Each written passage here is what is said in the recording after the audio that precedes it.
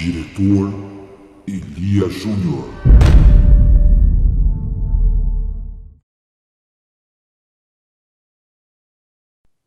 As vítimas e testemunhas deste documentário relatam situações reais.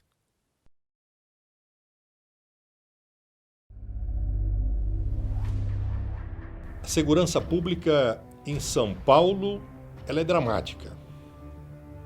Nunca o Estado vivenciou uma situação de cataclisma como agora em termos de segurança pública. A Polícia Civil está sendo praticamente dizimada. A Polícia Militar, ela vem se mantendo graças à sua hierarquia, disciplina, mas o seu pessoal não está contente. A meu ver, o sistema de segurança pública no Brasil é precário. E especialmente dentro do estado de São Paulo, ele deixa a desejar e não corresponde mais aos anseios da sociedade e do cidadão paulistano.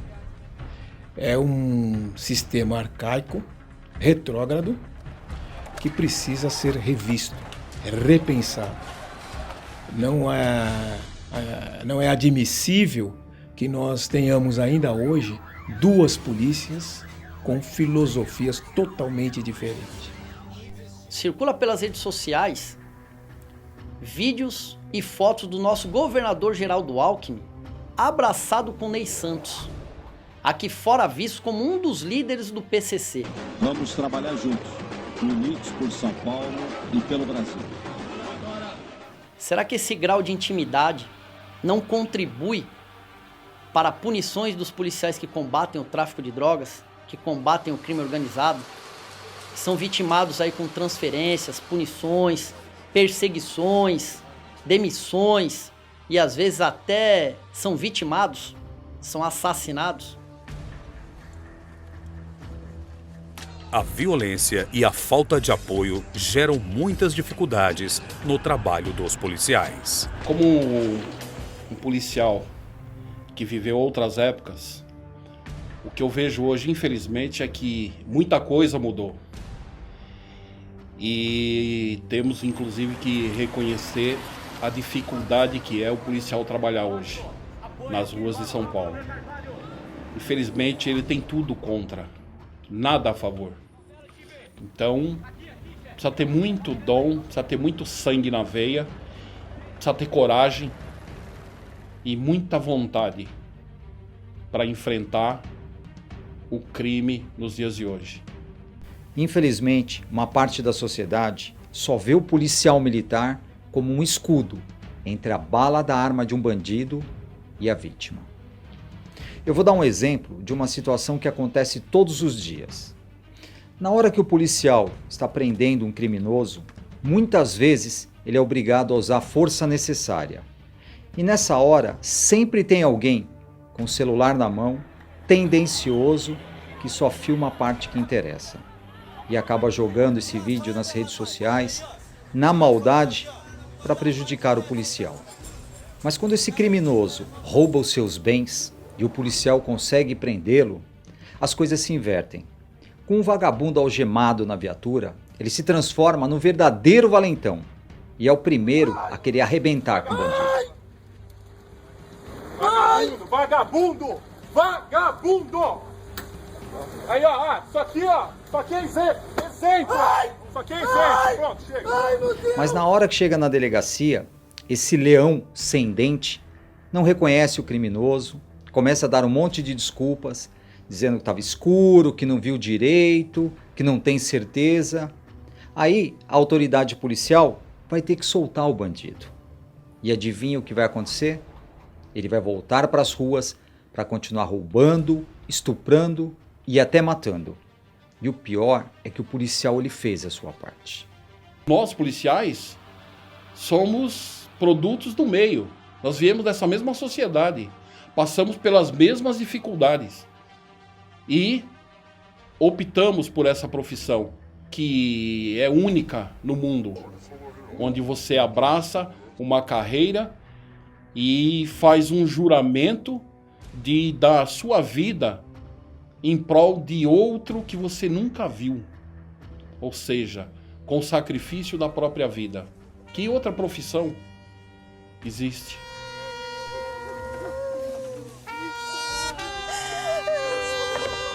Desgraçadamente, o policial aqui no Brasil, particularmente em São Paulo, ele é visto com desconfiança. E isso graças a esses grupelhos de direitos humanos que colocam sempre em dúvida a legitimidade da ação de um policial, civil ou militar. Se o policial age, opa, ele é suspeito, ele mentiu, ele tem que ser punido. E existem para isso as corregedorias. As corregedorias que são tanto para a polícia militar como para a polícia civil, nossa, querem ser mais realistas do que o rei às vezes. E acabam ajudando também a transformar a figura do policial no homem mau. Quer dizer, não é o defensor da sociedade, ele tem que ser visto, analisado, encarado, sempre como o suspeito. Tá errado, tá errado. Com os excessos de punições aos policiais, a sociedade fica cada vez mais desprotegida. Pedi apoio da segurança pública e eu fui atendida. Então a rota, no exercício do trabalho deles, eles me atenderam. Eles não estavam fazendo nada mais do que o trabalho deles. E eles foram lá e fizeram com muita eficiência. Eles fizeram o que era o trabalho deles. Eles atenderam e onde é matar ou morrer, porque eles foram atacados, eles foram, se defenderam e recuperaram o meu bem. O ladrão sabe, né, que trocar tiro com a rota, Caixão e Vela Preta, não tem coisa, é para baixo da terra mesmo. Onde que eles querem ir, né? Quem não quer ir, acorde de manhã e vai trabalhar. Eu vi a viatura no sinal, afastei de novo, não atravessei a rua na hora. Quando eles passaram, eu já continuei atravessando, foi na hora que o rapaz parou. Parou, o passageiro desceu correndo, uma viela que tem, né, no escadão. O motorista desceu, né, o negócio na mão. Foi na hora que eu atravessei, eu escutei o tiro. Primeiro disparo, aí já corri para a loja, já na porta da loja, empurrando os clientes para dentro. Aí escutei o resto dos tiros e já baixei a porta, né. Aí socorreram o rapaz, tudo. Aí eles foram lá na loja, lá, por causa da troca de tiro, perguntar se tá tudo bem e tal. Aí eu fui de testemunha para eles, com o maior prazer. Então, quando o policial de rota se envolve em alguma ocorrência dessas, que ele salva uma vida, ele resgata um refém, ele recupera um veículo roubado, e dentro dessa ocorrência existe um desfecho onde o bandido é morto numa troca de tiros, ele é afastado das ruas. Então, nós entendemos isso como uma punição. Você é colocado para fazer policiamento a pé, né, na rua, você é proibido de trabalhar nas viaturas de rota, e nós entendemos isso como uma punição porque é como se fosse um aviso. Se houver o fator morte na sua ocorrência, se vocês matarem um bandido, vocês vão ser punidos e afastados das ruas. E, na verdade, quem escolhe o desfecho da ocorrência é o bandido, né? Os policiais, não só de rota, mas todo policial militar, ele não sai do seu quartel com o intuito de matar. Quem está na rua se depara com ocorrências, e quem decide se vai ser preso ou vai ser morto em uma troca de tiros é justamente o criminoso. Eu posso falar isso porque eu sou policial militar, sou um policial de rota, já passei por isso e muitos policiais passam, mas infelizmente eles não têm a oportunidade ou a coragem de estar falando. Então, na verdade, eu falo por todos os meus irmãos de farda que estão calados. Então, que minha voz seja refletida a voz desses policiais, como um grito de socorro. Então, o que você faz? O policial é recebido a bala e tem que botar na frente alguma coisa para dizer: ah, por favor, não atire, senão eu sou punido? Pô, se acontecer um confronto, os bandidos estão mortos, a testemunha de que eles foram recebidos a bala, que o bandido atirou, e você responde bala com o quê? Com bala. Meu amigo, é no mundo inteiro isso. Infelizmente tivemos que eliminar, mas fomos recebidos a tiro. Não, você sai dizendo, ah, e agora? Agora vão ser punidos. o que a imprensa vai falar, o que o coronel vai falar, o que o comandante vai falar, o que o governador vai falar. Isso é absurdo. O que fica pra mim, o que é muito triste, é o que aconteceu com esses policiais que me atenderam, que ao tentar parabenizá-los, o que pra mim era um feito heróico, pra mim, do meu lado era assim, fui atendida, socorrida, eu fui lá agradecer. Aí eu vou agradecer e vejo que eles foram punidos porque eles me atenderam. Quer dizer, eles não poderiam ter me atendido. Eu me senti menosprezada pelo Estado. Eu estou sendo humilhada pelo Estado. Quer dizer que aquele menor ali abatido, ele valia mais do que eu como pessoa. Hoje, 87% da população é favorável à redução da maioridade penal. Infelizmente, no nosso país, ele tem liberdade para ele fazer o que ele quiser. E é protegido pela lei, pela sociedade, pelo ouvidor das polícias, pelo Conselho de Direitos Humanos. Se ele matar hoje, no máximo ele vai ficar 3 anos apreendido. E ele volta pior, volta mais forte, mais gordo com o nosso salário. Então a redução da maioridade penal é uma realidade no nosso país. Já deveria ter acontecido. Eu fui assaltada já 2 vezes, sempre por menores. Os ditos menores protegidos pela lei, os menores de 16, 17 anos, 1,80 m e são os menores. A primeira vez os 2 menores entraram no carro comigo, a arma encostada na barriga, o outro dirigindo o carro, percorreu um bairro inteiro, limpou a minha conta. Na segunda vez, me abordaram no estacionamento quando eu estava saindo com o carro. Me agrediram, arrancaram todos os meus bens, arrancaram tudo que eu tinha, me empurraram, me tiraram do carro, arrancaram com o carro com tudo, levaram tudo que eu tinha. São esses adolescentes que a sociedade defende. Não são mais crianças, são praticamente homens, com 16, 17, 18 anos, que têm capacidade suficiente para entender o que é certo e o que é errado. Principalmente o que é matar, roubar, violentar.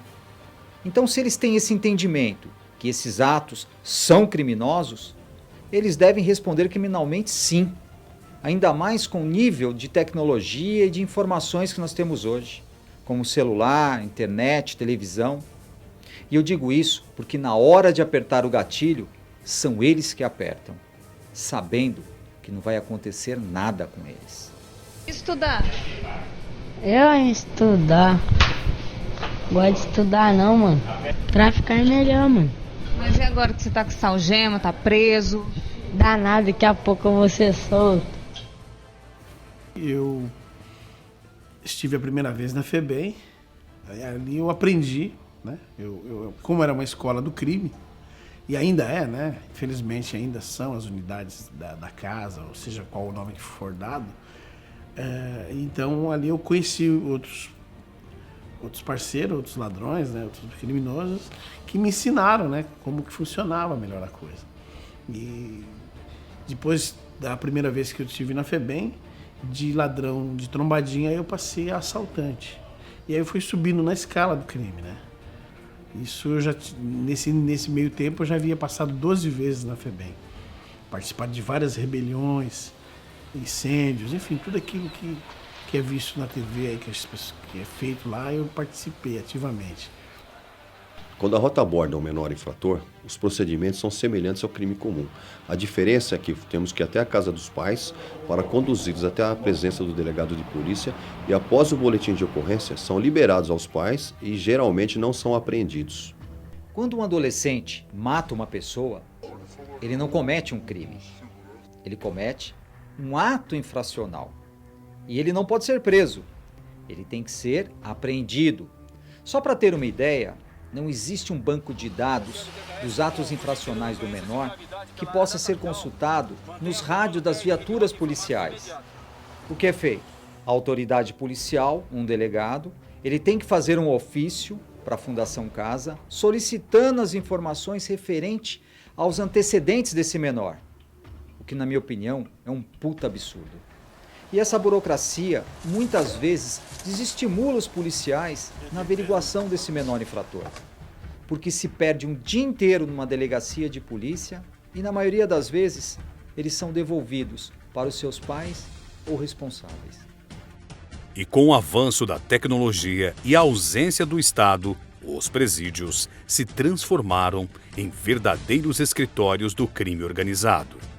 A criminalidade hoje é muito maior, hoje ela é muito mais audaciosa. Com o advento do celular, os presos puderam se organizar com mais facilidade, em tempo real, com as quadrilhas que atuam aqui fora. Antigamente, para um preso mandar um aviso para um comparsa dele que estava cumprindo pena em outro presídio, ele precisava esperar a visita dele vir, receber um bilhete, ou então apenas verbalmente transmitir as ordens que só ia chegar no destino uma semana depois ou 2 semanas depois. Então a comunicação era muito precária entre os presos. Com o advento do celular, houve uma agilidade muito grande e praticamente se perdeu o sentido da pena privativa de liberdade, que não é outra senão afastar o indivíduo perigoso do convívio social. A partir do momento que ele, através do celular, ele tem um contato permanente, diuturno com a sociedade, com as suas quadrilhas organizadas aqui fora, ele faz daquilo uma grande empresa de tráfico, de assalto a banco. Tudo isso é feito com um planejamento dentro dos presídios, porque o celular ajudou essas facções que se criaram dentro do presídio a ser muito mais audaciosas. Então o crime ficou muito mais violento dentro do presídio. Essa violência reflete na população e nos agentes de segurança, com as saídas temporárias nas datas comemorativas. Nas saídas temporárias em datas comemorativas, o que nós policiais percebemos nas abordagens é que muitos deles já saem com algumas missões de praticarem roubos ou atentados. Que para mim é uma aberração. Que o bandido, ele praticou o crime, ele foi condenado, ele tem que puxar a cadeia. Ele tem que ter medo de alguma coisa. E infelizmente não é o que acontece. E outra, não há nada escrito que tem que sair no Dia dos Pais. Às vezes o cara sai no Dia dos Pais e ele é solteiro, o pai já morreu há muito tempo, a família mora toda no Nordeste e ele sai no Dia dos Pais. Não tem critério nenhum. Dia das Crianças, o cara é solteiro. Você veja bem que quem sai na data de Natal também sai na data do passagem do ano. Então o cara sai, ele tem 11 dias fora do presídio. É nesse período, nessa saída temporária que tem um número maior de não retorno, de evasão. É nessa aí. Porque 11 dias fora o cara não volta. Normalmente, né? Aquele que sai pela 4ª, 5ª vez, ele volta. Como é que você bota na rua um cara que tem 20 anos a cumprir? Quem que tá fazendo o trambique aí? É o juiz? É o diretor? O que tá acontecendo? Não consigo entender. Eu não voltaria pra cadeia. Se você falar assim, ó, fica 5 dias no Natal com a tua família e eu tenho 20 anos a cumprir, eu falo, que eu volto. Eu não voltaria. E é a função do bandido, tentar fugir, não voltar. Agora, você já dá 1/6 da pena, o cara já não cumpre quase nada, né? Então eu acho que você tem que realmente mudar o Código Penal em relação ao preso, né? Tá muito fácil. A extinção do exame criminológico favorece a saída dos presos mais perigosos. O exame criminológico é um exame feito por uma equipe multidisciplinar composta de um médico, de um psiquiatra, de um psicólogo, de um assistente social e do diretor do presídio. Eles formavam uma comissão e eles analisavam o preso, o comportamento do preso, as reações do preso, analisavam sobre cada um, sobre a sua especialidade, a personalidade do preso e faziam um laudo criminológico favorável ou não a essas saídas temporárias previstas na Lei de Execução Penal. Com isso, o número de presos que obtinham as saídas temporárias era muito pequeno. A avaliação pelo bom comportamento, ela é importante, mas ela não é suficiente, porque ela é um dado manipulável, né? O detento ele pode fingir um bom comportamento para conseguir o benefício da saída, né?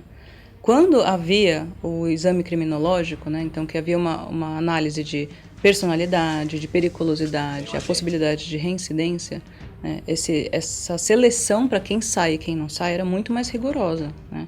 E hoje os números mostram com clareza que quando havia esse exame, o número de crimes cometidos nas ruas, nessas datas comemorativas, era menor, né? Hoje não existe mais esse exame e o número aumentou. A não obrigatoriedade do exame criminológico é um retrocesso do sistema penitenciário. Enquanto isso não voltar, é uma leva de criminosos extremamente perigosos que são colocados na rua sempre. É isso que dá ensejo a essa saída, né, sem critério, de criminosos de alta periculosidade, chegando ao número de 21, 22 mil presos por saída temporária. Muitos policiais são perseguidos por seus comandantes e muitas vezes são demitidos ou expulsos da corporação.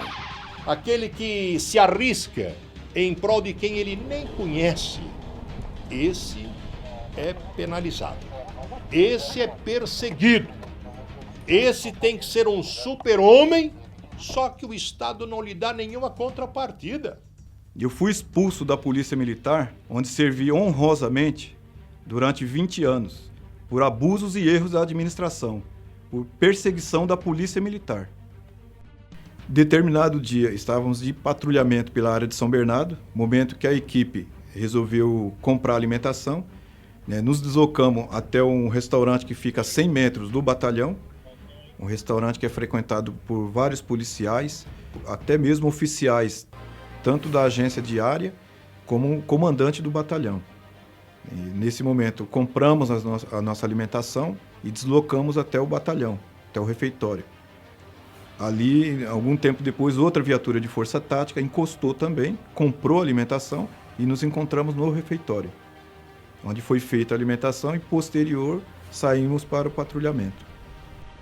Então, já em patrulhamento, ouvimos o Copom despachar a ocorrência para uma viatura da 3ª CIA, que é a viatura pequena, a viatura que atende esse tipo de ocorrência, de caça-níqueis. A um determinado momento, o Comando Força, que é o comandante que está de serviço, ele determinou que todas as equipes de força tática comparecessem ao CPA. No CPA, ficamos sabendo que no estabelecimento onde foi comprado a alimentação, existia um aspirante. Esse aspirante estava paisano, né? E o mesmo efetuou ligações anônimas para o Copom e para a Corregedoria. Sendo que em momento nenhum esse aspirante ele se identificou para as equipes. Ele poderia chegar e comunicar o fato. Falar, atrás das caixas de cerveja existe máquinas caça-níqueis. Chega a ser absurdo o nosso comandante, porque é um oficial, ele alegar que ficou com medo de se identificar para as equipes. Não tem lógica. Então, é claro que ele prevaricou. Porque se eu cometi um crime, ele teria que me prender ali. Ou no mínimo, ele poderia falar, ó, polícia, atrás daqueles engradados de cerveja, existe máquinas caça-níqueis. Ele não fez isso. Bom, existem erros absurdos no processo do Cabo Moura. Primeiramente, o aspirante que esteve no local dos fatos, ele, antes de ligar para o Copom, ele não se identificou para as viaturas de força tática que compareceram no local. Depois, ele ligando para o Copom e também para a Corregedoria da Polícia Militar, ele não se identificou, ficando assim no anonimato. E o anonimato para e dentro da Polícia Militar do Estado de São Paulo é considerado transgressão disciplinar. Ele se omitiu, se evadiu do local do crime, ele não foi para a delegacia, ele não tomou as providências enquanto policial militar, alegando que estava com medo.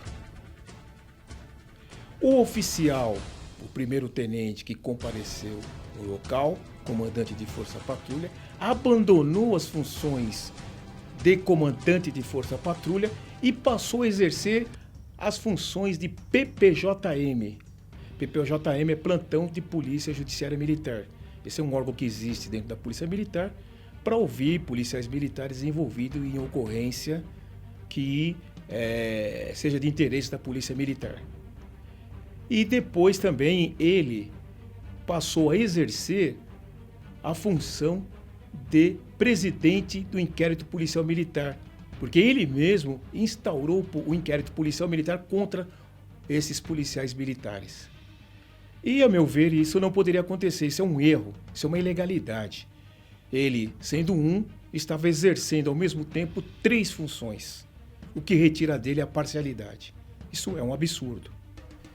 Houve ali um corporativismo da parte do tenente, né, que estava de serviço para ajudar o aspirante.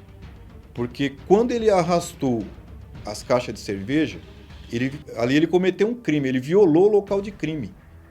E com essa atitude, ele fez 2 equipes de força tática e a viatura diária que foi atender a ocorrência serem expulsas da corporação. E o pior, mesmo o coronel comandante interino tendo opinado favoravelmente a que todos os policiais militares envolvidos no processo do Cabo Moura permanecessem nas fileiras da corporação, a Polícia Militar os expulsou. E o incrível que a polícia, ela manda embora um policial que já tem 29 anos de casa com uma mão na frente e outra atrás. É muito fácil para a administração mandar um policial embora, porque o policial ele não é indenizado para isso. O regulamento disciplinar da Polícia Militar. O regime disciplinar é a lei que regulamenta e norteia a conduta do policial militar do Estado de São Paulo. No regime disciplinar vem elencado desde o modo que o policial militar deve se portar em sociedade, em família e na própria vida dele no militarismo, no quartel, no dia a dia dele agir. O regime disciplinar ele é uma espécie de código e ali vem descrito as sanções disciplinares, as punições que ele pode ser submetido e esse tipo de coisa. Mesmo diante de uma simples denúncia anônima, ele pode vir a ficar preso. Se ele chegar atrasado ao serviço, ele pode ficar preso. Se ele for socorrer um ente querido, um filho, ou a esposa, ou a mulher, e não tiver uma justificativa, ele pode ficar preso. Então é um absurdo. Então a administração da polícia hoje ela está esmagando o policial de rua. O policial de rua hoje ele não consegue fazer mais nada. Vai chegar um tempo que o policial ele não vai ter condições mais de atender a população. Porque ele vai atender a população, ele vai sair para atender uma ocorrência, nessa ocorrência ele vai com medo. Ele vai com medo de se envolver num entreveiro. Não com medo do bandido, mas com medo da própria administração. O maior inimigo, na verdade, está dentro da própria polícia, que é o sistema. A Polícia Militar do Estado de São Paulo demite e expulsa mesmo os policiais militares. E o regulamento disciplinar da Polícia Militar é inconstitucional, ilegal, retrógrado, arcaico e draconiano. Outro fator que aumenta a criminalidade em São Paulo é a falta de viaturas para atender a população. São Paulo é o estado mais rico da federação, mas gasta mal, principalmente em termos de segurança. Muitas vezes o governo convoca a imprensa, distribui notas dizendo que comprou mais centenas de viaturas, está entregando viaturas para as polícias civil, militar e o cidadão comum, ele pensa o seguinte: puxa vida, se havia 50 viaturas na rua, agora são 100. Mentira!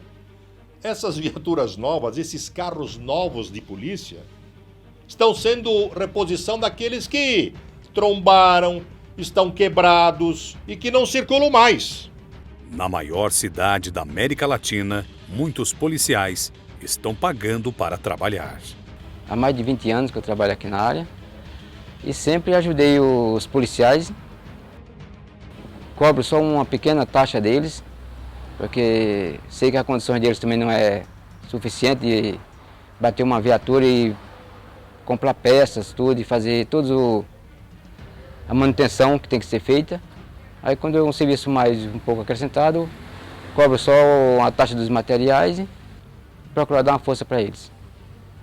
Porque a viatura bate, aí fica parada, aí ficamos sem policiais na área para trabalhar e proteger a população. Então, assim, pra gente que é simplista, a gente que é população, você diz assim, a culpa é da polícia. A insegurança é culpa da polícia, né? Quando na verdade não é, né? Talvez da polícia, quando a gente fala lá do grandão, do major, do coronel, né? Que é tudo cargo político, né? E não vai lá representar o soldado. Não vai lá dizer ao governador, o meu soldado tá sem colete à prova de bala porque venceu. O meu soldado tá arriscando a vida dele porque ele tá sem freio na viatura. E o cara lá do bairro que faz o favor pra gente arrumar, tá sem essa peça. Então eu não vejo uma luta, né? E também existe o comodismo por parte de alguns comandantes. Porque é quase uma regra. Eles sabem que os policiais vão se virar para fazer uma vaquinha entre os colegas para mandar consertar as viaturas. Porque ninguém quer fazer o patrulhamento a pé e debaixo de chuva. E com isso, os policiais são praticamente obrigados a consertar. Porque se depender da PM, a maioria das peças de reposição, o conserto e a vistoria pode demorar até 2 meses. E como fica a população? Você já pensou, no momento mais difícil da sua vida, você liga o 90 pedindo socorro e não tem viatura para te atender? Porque os policiais que deveriam te atender estão fazendo um patrulhamento a pé e estão distante. Como será que eles vão chegar? Será que eles vão pegar um ônibus? Ou vão chamar um táxi? Isso pode parecer absurdo, mas já está acontecendo. Sem contar o armamento que os policiais estão usando hoje. Por conta desse triste monopólio da Taurus. Porque as polícias só podem comprar armas de uma empresa aqui no Brasil. Munição de uma única empresa. E quantos policiais se feriram? Quantos policiais estão aleijados porque essa ferramenta que o Estado entregava não prestava? Pô, se é o lote, recolhe, né? Compra outra arma de outra empresa ou compra da Tauro mesmo uma arma que preste. Porque a impressão que a gente tem é de que comprou-se um lote mais barato com defeito para meter na mão dos polícias. Ah, vamos ver o que dá. Vamos ver o que acontece. Aconteceu, está acontecendo. E ninguém toma atitude, né? E tem vários relatos, vários casos de policiais que se feriram por causa de defeito nesta Taurus. No solavanco da viatura, quando eu pisei no freio, minha pistola disparou. Então ela perfurou a lateral da minha coxa direita, saiu pela parte de cima da minha coxa e perfurou o abdômen por baixo do colete. Esse projétil explodiu metade do fígado, perfurou o estômago, o diafragma, perfurou os 2 pulmões, tirou um pedaço do coração e alojou nas minhas costas. Com a arma da Taurus, a 24/7, que hoje está proibida de ser fabricada e distribuída, né, entre as polícias, pela péssima qualidade, né, pela precariedade que seus mecanismos internos apresentam, que colocam em risco a vida das pessoas e dos policiais, né? Eu fui uma vítima dessa arma. Você não vê manifestação da Taurus, você não vê manifestação do governo, você não vê manifestação do comando da PM, você só vê soldado, cabo, tenente, subtenente ferido, né? E ninguém resolve o caso. Então eu não sei se a Taurus manda na polícia, se a Taurus manda no governo, se esta arma é uma merda, se este lote é uma merda, mas o fato é que está acontecendo e providências não estão sendo tomadas. Disseram, vamos ver, parece que vai. Parece, não é fato, né? Com achismo não se faz jornalismo, né? Com parece não se faz polícia. Então, alguma coisa está errada nessa história. Não sei se é o lote, se é a Taurus, está tudo macumunado, mas alguma coisa está muito errada. E quem está pagando? A PM. Ou PM. É grande o número de policiais militares com problemas psicológicos na corporação. Então são muitos fatores que levam o policial militar a se desencantar, se desiludir da profissão. Quer dizer, ele é perseguido, ele é humilhado, ele ganha pouco, ele não é compreendido pelos seus superiores, não é compreendido pela sociedade, ele não tem apoio, né? Não encontra apoio nas entidades de classe que deveriam apoiá-lo. As palavras têm muito poder, então toda vez que você escuta repetidas vezes a mesma frase ou frases de agressões psicológicas, você passa a acreditar naquilo, aquilo se torna uma verdade, o que ativa em você sentimentos de incompetência, desvalorização, eu não estou dando conta, eu sou pressionado e não sei o que fazer com isso. Então, é um dos principais motivos que levam ao suicídio, é esse não dar conta disso tudo, dessa dor psicológica. O que difere, né, em termos de um cidadão comum, né, para um policial, dentro da instituição da polícia, o que vai mudar é que o tipo de punição que ele recebe é diferente, né? Um cidadão comum, ele vai receber uma bronca do chefe e vai para casa, volta para casa para a vida normal dele. O policial não, né? Ele sofre algumas punições que são diferentes. Ele pode ter uma mudança de horário, ele pode ter que cumprir um fim de semana no quartel, ele pode fazer algumas, ele deve fazer algumas coisas que o cidadão comum não. E é lógico que isso adiciona, né, um fator de estresse aí no trabalho, né? Porque ele não vai sofrer uma punição, uma bronca, alguma coisa assim. Além disso, tem toda a questão da humilhação, né? Que ele sofre as humilhações o tempo inteiro, né? Assim, de ter que fazer as coisas, não existe um pedido, é uma ordem, não tem um reconhecimento por aquilo que ele faz, ele não tem, né? Assim, a coisa é muito institucional e a questão da instituição polícia, ela aparece muito mais forte, né, no policial militar do que um cidadão comum numa empresa, no trabalho, né, em qualquer que seja.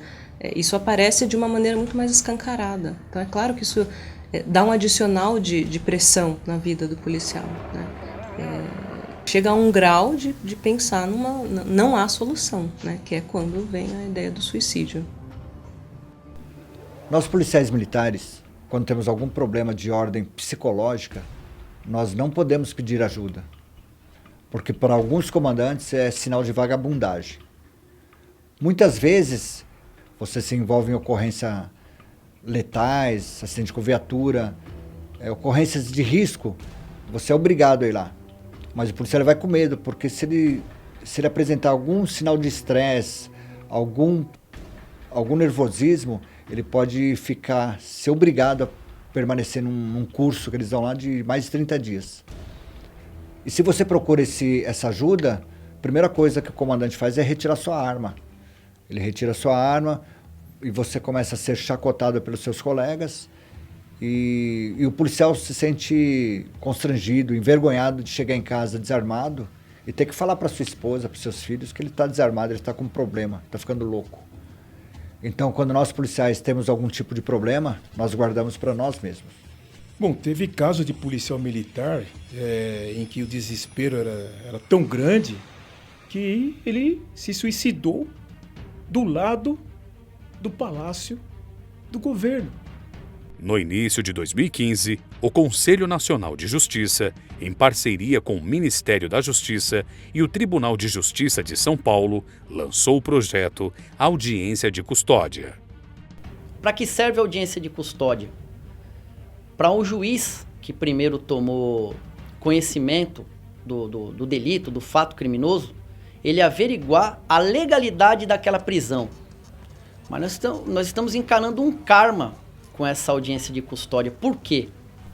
O bandido, o marginal, ele leva os seus advogados, bancado pelo crime organizado, e ele é orientado. Se o juiz perguntar ali pro bandido, você apanhou do polícia? E ele disser que apanhou, já pode se tomar outro rumo essa audiência. Pode o polícia ficar preso e o bandido sair solto dali. Isso não é raro acontecer, inclusive já aconteceu. 60% dos ladrões presos são libertados em audiência de custódia. é cada vez maior o número de policiais insatisfeitos com os políticos que deveriam representá-los. Temos representantes da polícia em câmaras municipais, assembleia, claro, no próprio Congresso. Agora eu pergunto, um vereador, o que é que ele vai fazer pela instituição? O deputado poderia fazer mais, mas é o que eu digo. Se uma entidade o ajudou a se eleger, tem que cobrar mesmo. Agora não se pode perder a esperança. Ou melhor, o que não se pode é deixar de acompanhar a sua atividade. Agora ele tem que ser cobrado. E fiscalizado principalmente. Somos nós que garantimos a segurança da população. Somos uma força política muito forte. Mas infelizmente nós não elegemos nossos representantes, né? Nós elegemos comandantes para ser políticos, para serem políticos. E na minha modesta opinião, eu acho que eles não vão lutar pelos ideais e pelas necessidades do policial mesmo, que está ali na rua, no dia a dia e depende daquilo, né? No evento de 2015 do Grande Prêmio de Fórmula 1, policiais militares tinham que estar nesse evento às 6 horas da manhã. Como o policiamento é retirado de todos os setores, né, de todas as regiões, teve policial que saiu de casa às 3 horas da manhã. Não se alimentaram e por volta das 7 horas, 8 horas da manhã foi servido um pão com manteiga e um café com leite. E posteriormente, meio-dia, foi servido um pão com uma maçã e um suco. E houve muitas reclamações, policiais chegaram a passar mal, porquanto era o calor insuportável, a água estava na temperatura ambiente e não podia sair daquele local. Ele não podia fazer a refeição em outro local, tinha que estar fazendo essa refeição ali. E chegou essa informação para mim através das fotos, eu postei no meu Facebook. Cobrando providência dos nossos deputados e daqueles que se dizem nos representar. Inclusive, no final do documento, ele certificou que o comandante-geral não sabia do fornecimento daquele lanche. Um evento milionário, de patrocínios milionários. E para nossa surpresa, para nossa indignação, o deputado Coronel Telhada fez um documento em papel timbrado da lavra dele e ele enviou esse documento para o corregedor da polícia, determinando que esse tomasse providência e apurasse os fatos. E foi feito isso, porque o sargento Galesco ficou preso por conta desse documento e por conta dessa denúncia. Ele está preso. O nome técnico para a polícia é permanência disciplinar, mas para mim ele está preso, ele não pode ir embora para casa, então é prisão. Por que nós ficamos indignados com isso? Porque o deputado Coronel Telhada, militar como somos, ele sabe o trâmite, ele sabe o caminho que ele deveria tomar para o sargento ficar preso. Porque se fosse o intuito dele a melhoria, se ele tivesse visando a dignidade da pessoa humana dos policiais militares que estavam trabalhando ali, ele teria enviado esse documento não para o corregedor, ele teria enviado para o comando geral. Porque, veja, a corregedoria, nem se quisesse, poderia buscar a melhoria do lanche ali. A função da corregedoria, a missão da corregedoria é apurar, corrigir e punir o transgressor. Diga-se de passagem, ao nosso ver, o sargento Galesco não é transgressor, não. Falar sobre meus direitos, sobre como eu devo ser tratado, como nossa tropa deve ser tratada, isso não deveria ser crime. Por que não for apurar para ver se o que eu estava falando era verdade? Quem transgrediu, inclusive, a hombridade conosco, foi o nosso deputado Coronel Telhada. Porque posso falar como eleitor, me decepcionou, assim como tem decepcionado muitos policiais militares. Porque nós votamos nele. E quando nós pedimos providência dele, não é providência para deixar o polícia preso, é para melhorar as condições do policial militar. É visando a dignidade da pessoa humana. Bom, esses políticos que são eleitos com a bandeira da Polícia Militar, eles têm feito muito pouco pela Polícia Militar e pelos policiais militares. Quer dizer, o policial militar, quando na verdade precisa desses políticos e vai à sua procura, eles não são atendidos. Muitas vezes são atendidos apenas e chegam até o assessor só desse parlamentar. Agora, quando esse parlamentar quer o voto, aí ele está presente. Quer dizer, eu tenho casos no escritório de policiais militares que procuraram alguns parlamentares 2, 3 vezes e não foram atendidos. Quer dizer, o policial militar não é atendido por esses parlamentares como deveria ser. Essa é uma situação muito triste para os policiais, que infelizmente não tem quem os defenda de verdade. Muitas vezes eu sou criticado por levar ao conhecimento da população o que acontece nos bastidores. Muitas pessoas não sabem o preço que eu pago por defender esses policiais. Mas mesmo assim, eu continuo defendendo os policiais militares. Diferente de muitos que se aproveitam de situações isoladas para se autopromoverem nas redes sociais. E nessa luta, os policiais militares não estão sozinhos.